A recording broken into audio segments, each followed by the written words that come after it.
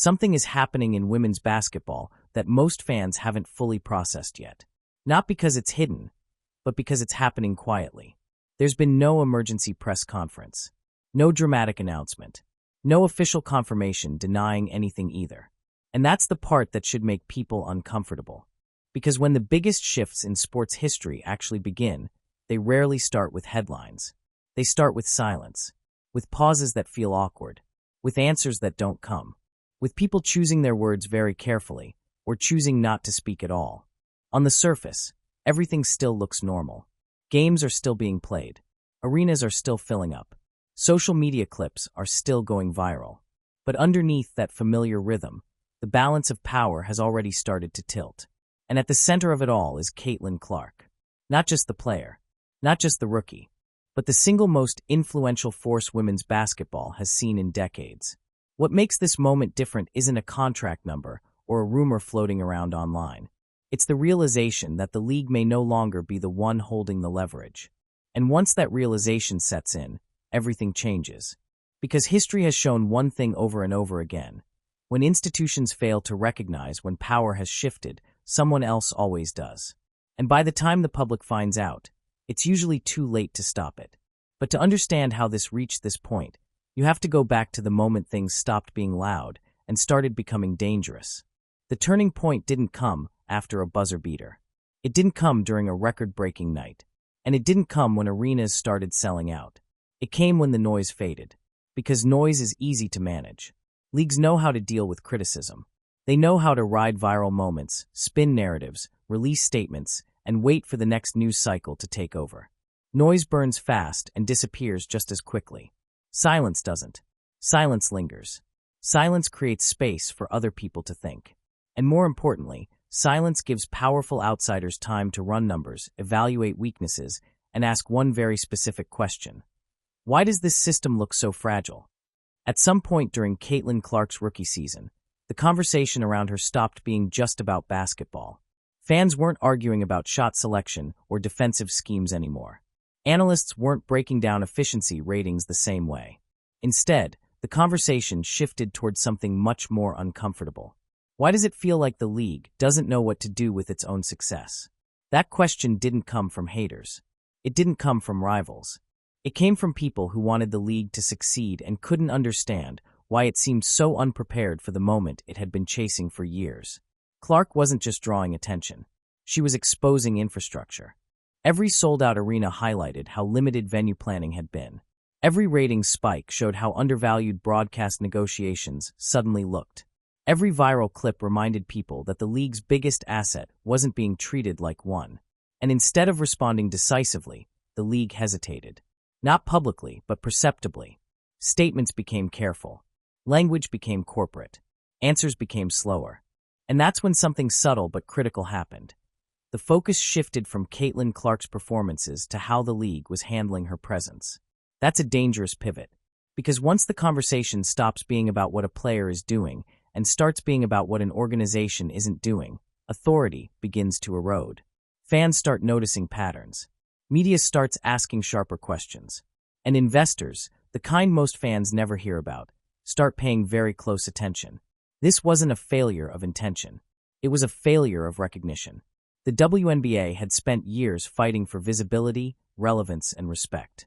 And suddenly, they had all three delivered at once, faster than expected, and centered on one person. That kind of acceleration tests systems. It exposes cracks that were never meant to handle that level of pressure. The league wasn't collapsing, but it was revealing something just as important. It wasn't built to move fast enough once power concentrated in a single star. And here's the part most people missed. The moment that reality becomes obvious, control begins slipping away, even if no one announces it. Because leverage doesn't require permission. It doesn't wait for approval. It simply shifts to wherever value becomes undeniable. Caitlin Clark didn't need to demand anything. She didn't need to threaten anyone. She didn't even need to say much at all. Her existence inside the system was already doing the work for her. Every game that outperformed expectations. Every road arena that sold out because she was visiting. Every broadcaster quietly adjusting their priorities when her name was on the schedule. Those weren't just wins. They were signals. And signals are what sophisticated money follows. At some point, the league stopped being the only place where Caitlin Clark's future could be imagined. Alternatives didn't need to exist yet. The idea that they could exist was enough. Because once people realize that value is being contained instead of empowered, the question stops being should this change, and becomes who benefits most if it does. That's when the silence started making sense. Not as confusion, not as denial, but as preparation. And what came next would push this story far beyond anything happening on the court. At a certain point, Caitlin Clark stopped being evaluated like an athlete and started being analyzed like an asset. That shift didn't happen overnight, and it didn't come from fans losing their love for the game. It came from a realization that was uncomfortable but impossible to ignore. Women's basketball had never experienced a single individual bending the entire ecosystem around her this quickly. Because this wasn't just about scoring points. Plenty of great players have come through the league. MVPs, champions, legends who carried teams on their backs for years. But none of them created this kind of gravitational pull. None of them forced every conversation, every broadcast, every ticket sale, and every social media clip to orbit around their presence. Clark didn't just improve the product. She redefined demand. When she played, arenas didn't just fill up, they sold out early. Secondary markets surged. Prices jumped. And suddenly, games that would have been afterthoughts on a schedule became appointment viewing. That's not normal growth. That's dependency forming in real time. And dependency is where the power equation begins to change. Because when a league starts relying on one person to drive visibility, revenue, and cultural relevance, the relationship flips. The institution no longer owns the moment. The moment owns the institution. This is where leagues usually get nervous, even if they don't say it out loud. They'll talk about team-first culture. They'll emphasize balance. They'll warn against overexposure. But what they're really responding to is fear. Fear of losing control over the narrative. Fear of becoming vulnerable to one decision they can't dictate. Clark didn't ask to be positioned this way. She didn't campaign for it. She didn't demand special treatment. The market did it for her. Ratings data didn't lie. Merchandise numbers didn't lie. The visible shift in crowd energy didn't lie. And once executives start seeing the same name dominate every internal report, they know something fundamental has changed. Because value that concentrates too quickly becomes hard to contain. The league had spent years pitching growth as a collective effort, a rising tide lifting all boats. But Caitlin Clark didn't arrive as a tide, she arrived as a wave. And waves don't spread evenly. They crash hard in one place and reshape the shoreline. That's when the math becomes uncomfortable. When one player is responsible for a disproportionate amount of attention, sponsorship interest, and media demand, the question stops being how to market the league and starts becoming how to protect it from its own imbalance. And here's where it gets tricky. Protection can look a lot like resistance. Instead of leaning fully into the moment, institutions often try to normalize it. Slow it down. Fit it into existing structures. Make the extraordinary feel ordinary again. That instinct isn't malicious, it's defensive. But defense doesn't work when the offense is reality. Clark's impact wasn't theoretical. It was measurable. Broadcasters knew which games mattered. Networks adjusted schedules quietly. Social platforms learned exactly which clips to push. Even casual fans who had never followed women's basketball could suddenly recognize her name. That level of recognition changes how leverage works. Because leverage isn't about threats. It's about options. And Caitlin Clark suddenly represented something the league hadn't planned for. An option that didn't rely entirely on staying put. Not because she wanted to leave. Not because she was unhappy. But because her presence proved something bigger. That women's basketball could command massive attention when the conditions were right. And once that proof exists, it no longer belongs to one league. This is where outside observers start doing quiet math. If one player can move this many people, generate this much engagement, and reshape perception this fast, what happens if she's placed in a system built specifically around her value instead of squeezing her into an old one? That's not a fan question. That's an investor question. And investors don't think emotionally. They think structurally. They look at ceiling, not tradition. They look at scalability, not loyalty. And most importantly, they look for moments where institutions underestimate their own vulnerability. Caitlin Clark became more than a player the moment the league stopped being able to imagine itself without her. Because once that happens, the power dynamic is already shifting, whether anyone admits it or not.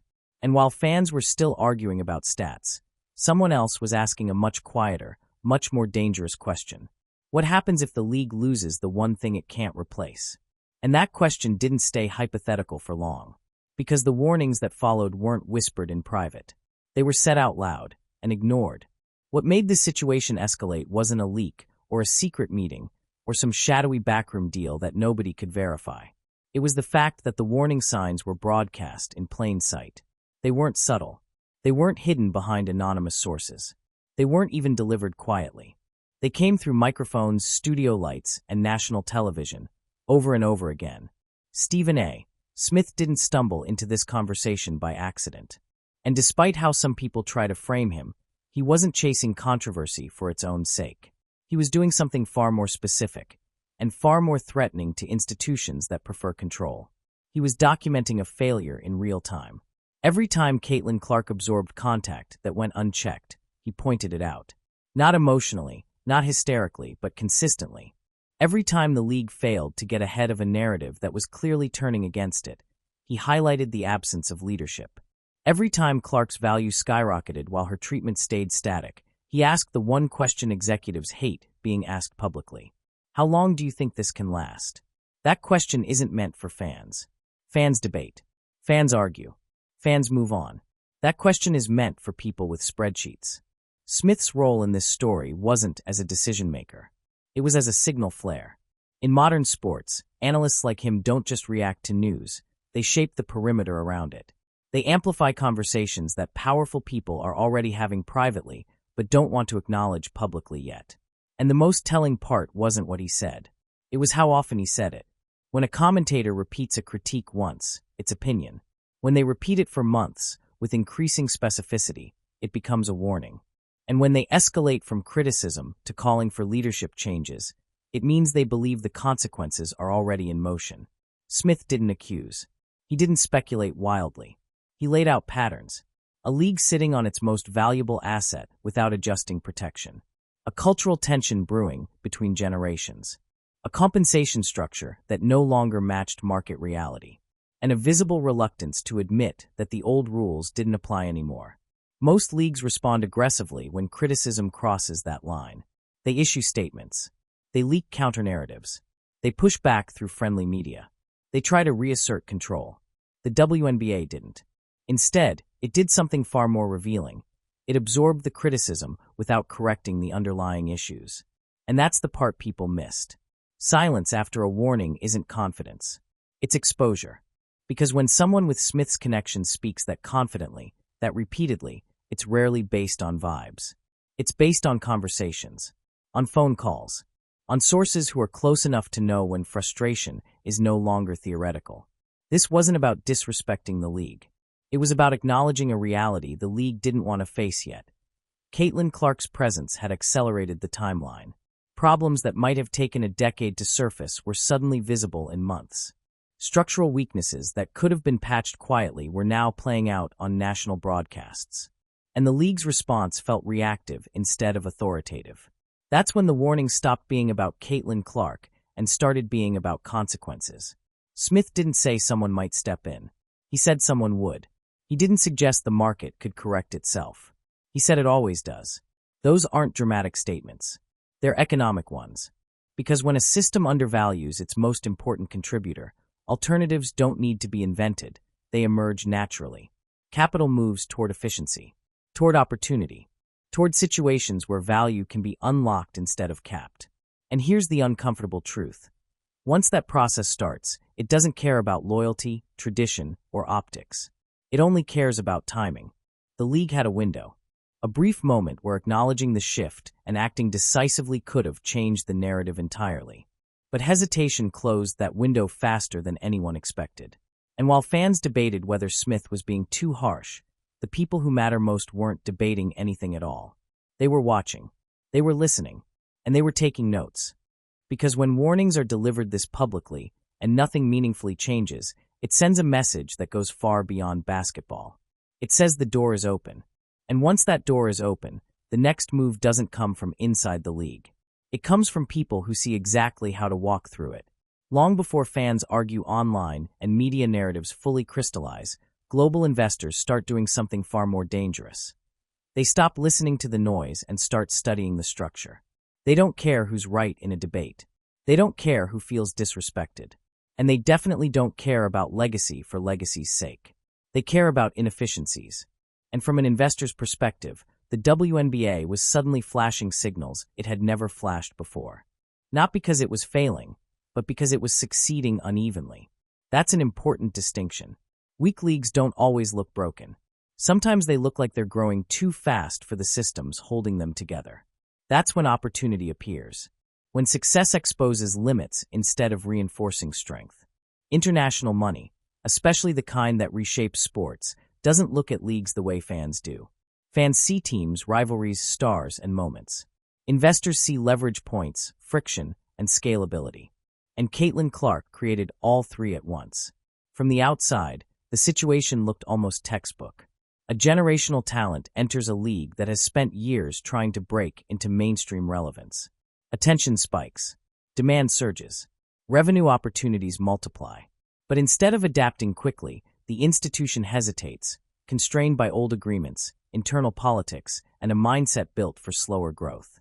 To investors, that's not stability. That's latency. Latency is dangerous because it creates a gap between value and capture. And wherever there's a gap, someone else can step in and close it faster.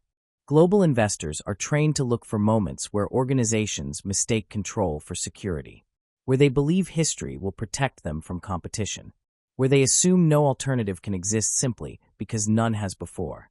Those assumptions don't hold up outside domestic sports ecosystems.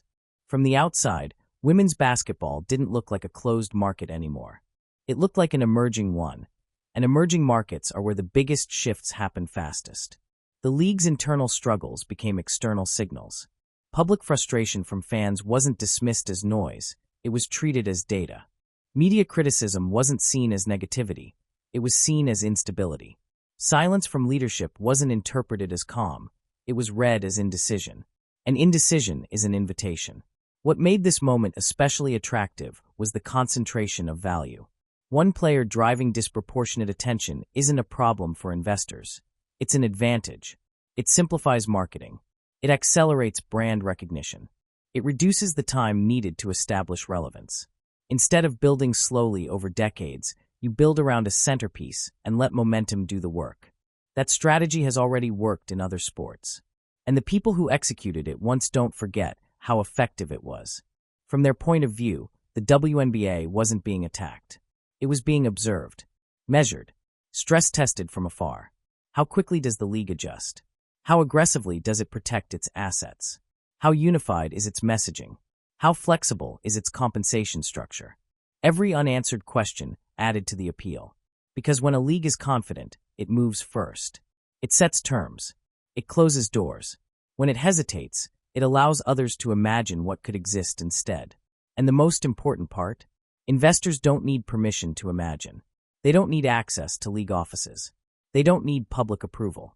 They just need proof that the current system isn't optimized for the value it contains. Caitlin Clark's rise provided that proof. Not intentionally, not strategically, but undeniably. She showed what was possible and what wasn't being fully realized. And once that contrast becomes visible, it can't be unseen. That's when the conversation shifts from, is this league growing, to who is best positioned to monetize this growth. And once that question is on the table, the league is no longer the only one at it. Because global capital doesn't wait for collapse. It moves at the first sign of imbalance. And the next imbalance wasn't about attention. It was about money, and how badly the math no longer lined up. At first glance, the numbers didn't just look unfair. They looked irrational. And irrational systems don't survive contact with open markets for very long. Caitlin Clark's compensation became the quiet centerpiece of this entire situation, not because anyone expected instant parity, but because the gap between value and pay grew too large to explain away. It crossed a threshold where justification stopped working. When someone generates outsized attention, they don't need to demand more money to create pressure. The pressure exists automatically. Every metric becomes a reminder that the system isn't aligned with reality. Clark didn't need to complain. The numbers did that for her. Each sold-out arena became evidence. Each ratings spike became documentation. Each merchandise sellout became another data point, proving that the market had already assigned her a value the league wasn't prepared to recognize. This is where leverage stops being theoretical.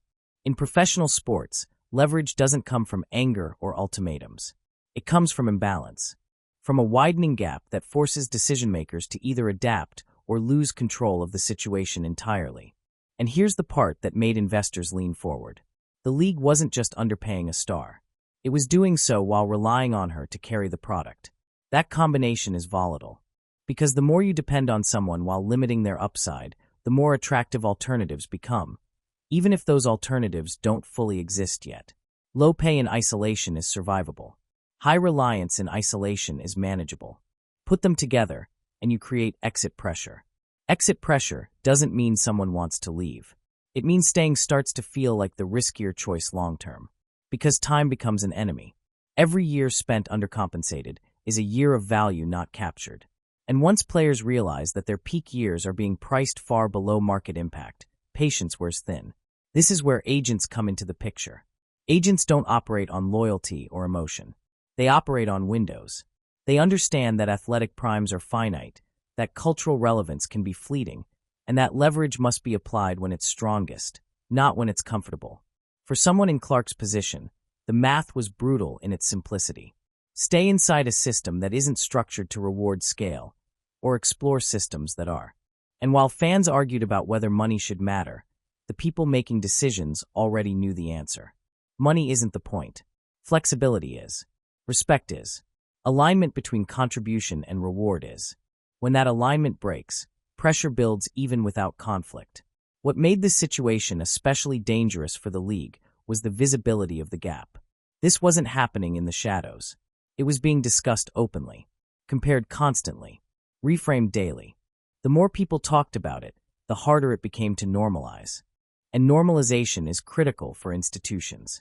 Once the public stops accepting explanations, control erodes quickly. For outside investors, this was a signal they couldn't ignore. Because if a league allows its most valuable asset to operate under a structure that doesn't scale with impact, it suggests rigidity. And rigidity is exploitable. The numbers didn't need exaggeration. They spoke plainly. A global star generating millions while earning a fraction of her worth isn't a moral argument. It's a business opportunity. And business opportunities attract capital. Once that realization set in, the conversation shifted again. It stopped being about whether the league should do more. It became about whether the league could move fast enough to prevent someone else from doing it for them.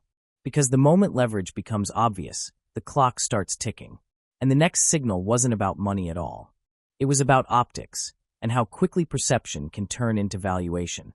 In modern sports, perception isn't a side effect of reality. It is reality.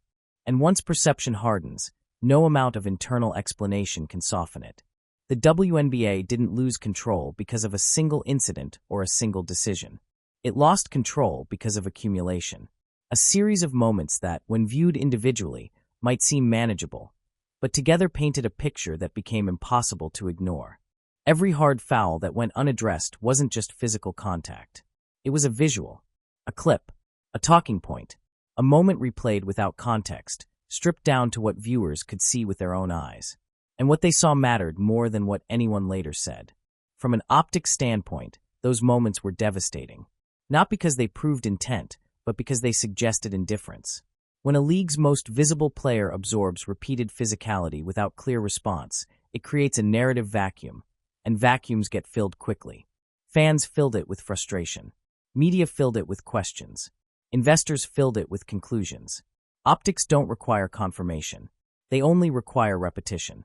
Then came travel, flights, schedules, logistics that had always existed, but suddenly looked outdated under a brighter spotlight. Things that once felt like accepted growing pains now looked like signs of stagnation.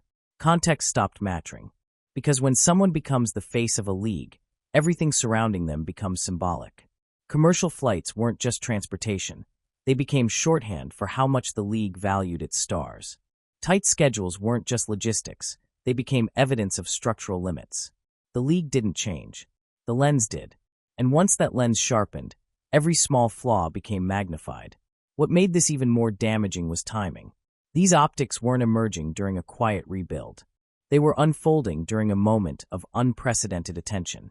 New fans were being introduced to the league for the first time, and first impressions are ruthless. They don't carry history. They don't care about explanations. They only judge what they see. And what they saw felt misaligned. From the outside, it looked like a league struggling to protect the very thing driving its growth. That perception doesn't require malicious intent to stick. It just requires enough moments that point in the same direction. For global investors, optics aren't emotional triggers. They're risk assessments. If a league can't control how it looks during its most important moment, what else can it control? That question matters because brand value is fragile. It depends on confidence, on trust, on the sense that leadership is proactive rather than reactive. Silence during these moments didn't help. Neither did carefully worded responses that addressed symptoms without touching causes. Every attempt to downplay concerns only reinforced the idea that leadership was trying to preserve calm instead of confront reality. And that's where the optics problem became structural. Because once perception turns into consensus, recovery gets harder. You're no longer fixing a moment, you're fighting a story. And stories spread faster than facts ever will. The most damaging part wasn't outrage. It was predictability. People started expecting certain outcomes. Expecting no calls. Expecting tension. Expecting disconnect between value and treatment. Expectations lock narratives in place. That's when outsiders start believing they understand the system better than the system understands itself. And once that belief forms, the league stops being the final authority on its own future. It becomes one option among others, which is exactly why the next development confused so many casual fans, but made perfect sense to people paying closer attention. Because suddenly, another name entered the conversation, and it wasn't random. To casual fans, Sophie Cunningham's name felt out of place in this conversation. She wasn't leading the league in scoring. She wasn't the centerpiece of highlight reels every night. And she wasn't the reason arenas were suddenly selling out coast to coast. So when her name started appearing alongside Caitlin Clark's in serious discussions, a lot of people missed the point entirely. Because this wasn't a basketball decision. It was a branding one. Global sports ventures don't build around stat sheets. They build around narratives. Around personalities that create reaction. Around people who don't just perform, but register. Sophie Cunningham registers. She has something that doesn't show up cleanly in box scores: edge. Presence. A willingness to lean into friction instead of smoothing it over. In a media landscape driven by clips, comments, and conversation, that matters more than consistency alone. Cunningham isn't invisible between games. She doesn't disappear once the buzzer sounds. Her personality carries. It travels. It sparks engagement that extends beyond the court and into culture. That's what investors look for. When you're building something meant to scale quickly, you don't just need excellence, you need contrast. You need different energies that create tension and keep people watching even when nothing is happening. Caitlin Clark brings gravity. Sophie Cunningham brings volatility. That combination isn't accidental. It's strategic. One pulls in the global spotlight. The other keeps it from drifting away. From a business standpoint, that pairing solves a problem most new leagues struggle with: sustaining attention. Star-driven leagues often spike early and fade between moments. Personality-driven leagues create continuity. They give audiences reasons to stay engaged during downtime. Cunningham fits that model perfectly. She understands the moment. She understands how attention works. And she's comfortable operating in spaces where not everyone agrees with her. That's valuable. Discomfort drives conversation. Conversation drives relevance. For outside investors, pairing her with Clark isn't about balance on the court. It's about balance in the ecosystem. One represents stability and universal appeal. The other represents edge and unpredictability. Together, they create a product that feels modern. And modern sports aren't just watched, they're followed. Shared. Debated. Turned into content. This is why dismissing Cunningham's inclusion misses the larger strategy. She isn't there to replace anyone. She's there to amplify the entire structure. The WNBA wasn't thinking in those terms because it didn't need to, until now. Traditional leagues grow slowly. They rely on legacy, on familiarity, on time. New ventures don't have time. They need instant identity. And that's what this pairing offers. Which brings us to the most telling development of all. Because once these conversations started circulating, something very specific didn't happen. There were no immediate denials, no aggressive shutdowns, no clear lines drawn, just quiet. And in professional sports, quiet is never empty. It's loaded. In professional sports, silence is rarely accidental. When a rumor is false, it gets shut down fast. Agents issue statements. Teams leak counter-messaging. Executives make calls to friendly media and kill the story before it grows legs. That's how damage control works when there's nothing to protect. That didn't happen here. Instead, the response was nothing. No urgency. No firm denials. No clear attempt to reset the narrative. And that absence spoke louder than any press release ever could.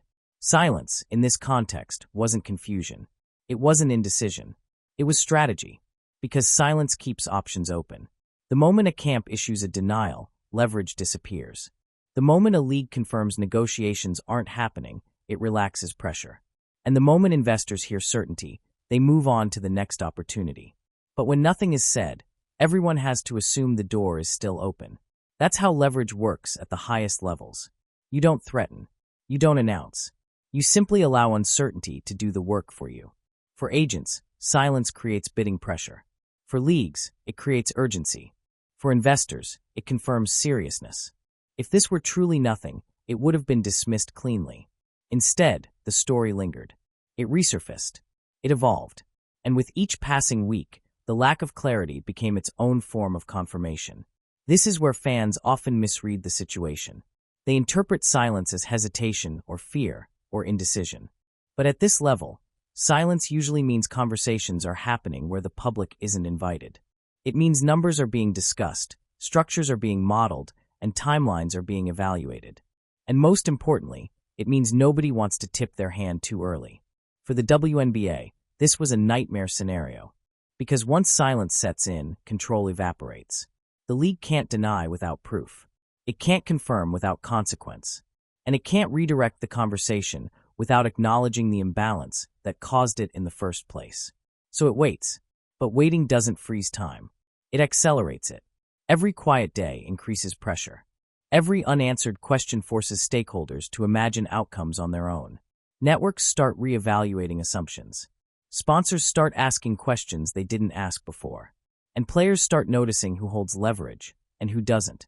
Silence also sends a signal internally. It tells other players that alternatives may exist. It tells agents that the market might not be as closed as it once was. And it tells future stars that loyalty isn't the only path forward.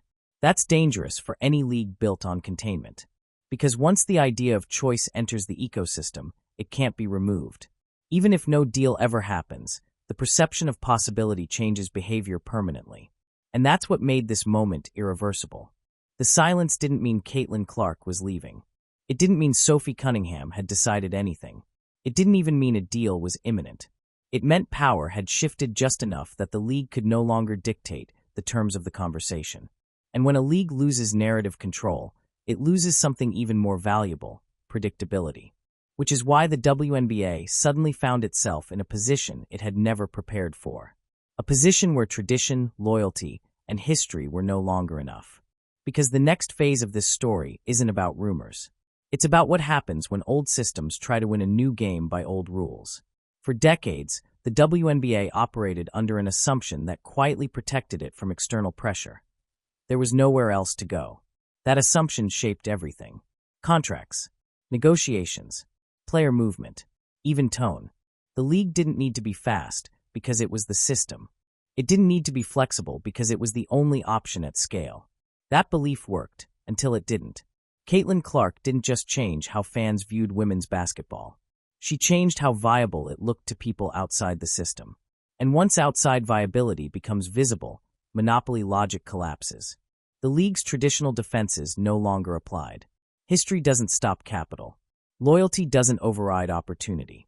And structure doesn't hold when flexibility becomes more valuable. This is where legacy leagues struggle the most. They're built to preserve stability, not to pivot at speed. Their rules, agreements, and internal politics are designed for predictability, not for moments where power concentrates faster than governance can respond. The WNBA tried to manage this moment using familiar tools. Careful messaging, incremental changes, internal discussions behind closed doors. But incrementalism doesn't work when the market moves exponentially. Once alternatives become imaginable, players start evaluating risk differently.